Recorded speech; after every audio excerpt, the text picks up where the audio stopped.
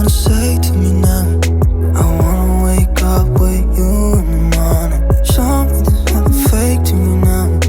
I wanna wake up with you in the morning. Say what you wanna say to me now. I wanna wake up with you in the morning. Show me there's nothing fake to me now.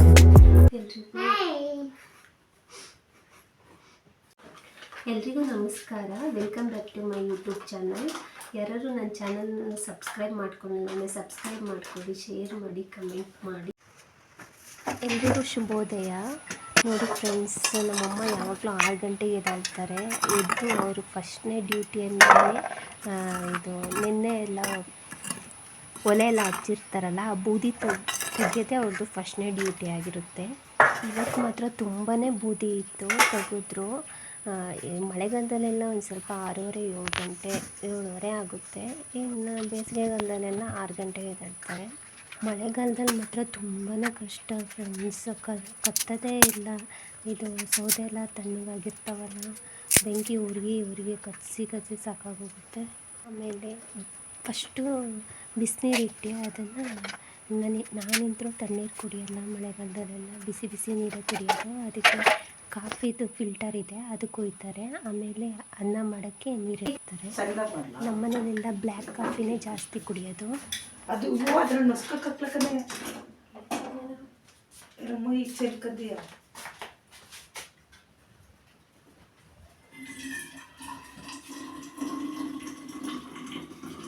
ಸಣ್ಣ ಪಾತ್ರ ಐತಿ.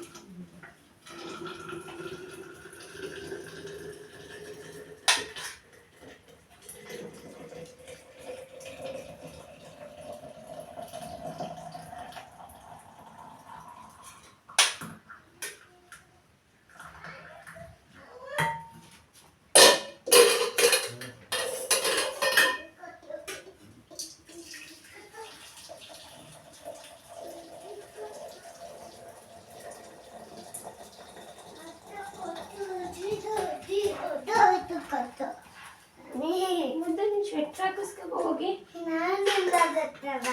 ಹಾಕಿಸ್ಕೊ ಹೋಗಿ, ಹೋಗು ತಾತನ ಜೊತೆ ಹಾಕಿಸ್ಕೊ ಹೋಗಿ ಹಾಕಿಸ್ಕೊ.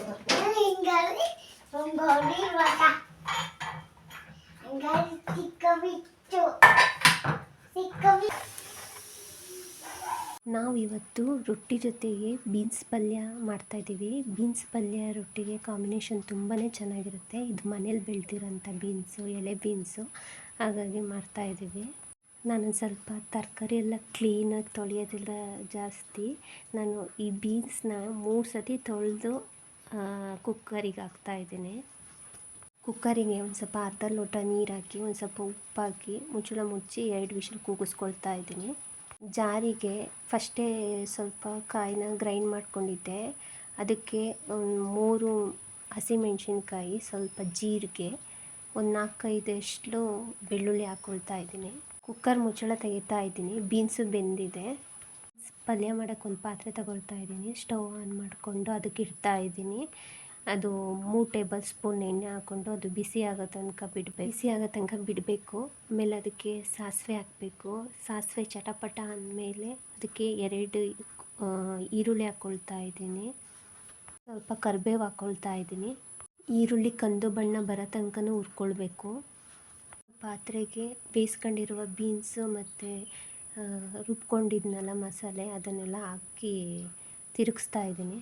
ರುಚಿಗೆ ತಕ್ಕಷ್ಟು ಉಪ್ಪು ಹಾಕಿ ಬೀನ್ಸ್ ಪಲ್ಯ ರೆಡಿ ಆಯಿತು. ಅಮ್ಮ ಯಾವಾಗಲೂ ಬೆಳಿಗ್ಗೆನೇ ಅನ್ನ ಮಾಡಿಡ್ತಾರೆ. ಇದು 1 ಸೇರು ಅಕ್ಕಿ ಬೆಳಿಗ್ಗೆ ಮತ್ತು ಮಧ್ಯಾಹ್ನಕ್ಕೆ ಮಾಡಿಡ್ತಾರೆ. ಸಂಜೆ ಬೇಕಾದ್ರೆ ಕುಕ್ಕರಲ್ಲಿ ಹಾಕ್ಕೊಳ್ತೀವಿ. ಬಸಿತಾ ಇದ್ದಾರೆ ನೋಡಿ ಫ್ರೆಂಡ್ಸ್. ನಿಧಾನಕ್ಕೆ ಬಸಿಬೇಕು, ಇಲ್ಲಾಂದರೆ ಕೈ ಸುಟ್ಟೋಗುತ್ತೆ. ನೋಡಿ ಫ್ರೆಂಡ್ಸ್, ನಮ್ಮಮ್ಮ ಎಷ್ಟು ನಿಧಾನಕ್ಕೆ ಬಸಿದು ಇಡ್ತಾ ಇದ್ದಾರೆ.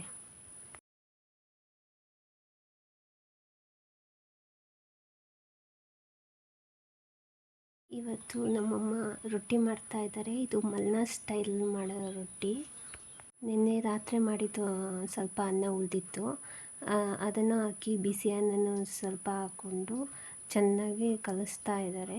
ಕಲಸಾದ್ಮೇಲೆ ಅದಕ್ಕೆ ಅಕ್ಕಿ ಹುಡಿ ಹಾಕಿ ಕಲಿಸ್ತಾ ಇದ್ದಾರೆ.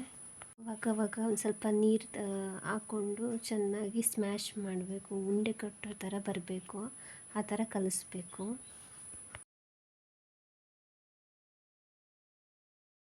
ನಾವು ಜಾಸ್ತಿ ರೊಟ್ಟಿನೇ ತಿನ್ನೋದು. ಮಲೆನಾಡು ಕಡೆ ಎಲ್ಲ ಜಾಸ್ತಿ ರೊಟ್ಟಿನೇ ಮಾಡೋದಲ್ವ. ಅಂದರೆ ಈ ಚಿತ್ರಾನ್ನ ಅದೆಲ್ಲ ಒಂದು ಸ್ವಲ್ಪ ರೇರು. ಚೆನ್ನಾಗಿ ಸ್ಮ್ಯಾಶ್ ಮಾಡಿ ಉಂಡೆ ಕಟ್ತಾಯಿದ್ದಾರೆ ನೋಡಿ. ಇದೊಂದು 10-12 ರೊಟ್ಟಿ ಆಗುತ್ತೆ. ನಮ್ಮ ಅಪ್ಪಾಜಿ ಮತ್ತು ಅಣ್ಣಗೆಲ್ಲ ರೊಟ್ಟಿ ಅಂದ್ರೇ ತುಂಬ ಇಷ್ಟ. ನನಗೂ ತುಂಬಾ ಇಷ್ಟ ರೊಟ್ಟಿ. ನೋಡಿ ಉಂಡೆ ಕಟ್ಟಿ ಹೇಗೆ ತಟ್ಟಿಡ್ತಾ ಇದ್ದಾರೆ.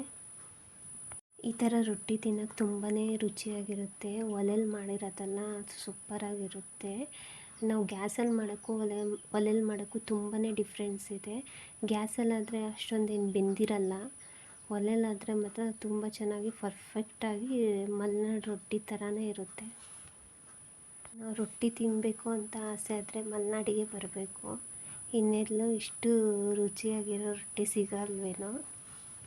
ನಮ್ಮಮ್ಮ ಮಾತ್ರ ತುಂಬ ಚೆನ್ನಾಗಿ ರೊಟ್ಟಿ ಮಾಡ್ತಾರೆ. ನಾವೇ ಒಂದು 3-4 ರೊಟ್ಟಿ ಬಾರಿಸ್ತೀವಿ. ರೊಟ್ಟಿಗೆ ಚಿಕನ್ನು, ಫೋರ್ಕು ಎಲ್ಲ ಅದಕ್ಕೆ ತುಂಬ ಕಾಂಬಿನೇಷನ್ ತುಂಬಾ ಚೆನ್ನಾಗಿರುತ್ತೆ. ಫೋರ್ಕಿಗೆ ಮಾತ್ರ ರೊಟ್ಟಿ ಹೇಳಿ ಮಾಡಿಸಿದ್ದು ಅಷ್ಟು ಕಾಂಬಿನೇಷನ್ನು. ತಿಂತಾಯಿದ್ರೆ ತಿಂತಾನೇ ಇರೋಣ ಅನಿಸುತ್ತೆ, ಅಷ್ಟು ರುಚಿ ಇರುತ್ತೆ. ಮಲೆನಾಡು ಸೈಡಲ್ಲೆಲ್ಲ ನೆಂಟರು ಎಲ್ಲ ಬಂದರೆ ಜಾಸ್ತಿ ರೊಟ್ಟಿನೇ ಮಾಡೋದು. ರೊಟ್ಟಿ ಮತ್ತು ಫೋರ್ಕ್ ಮಾಡೋದು.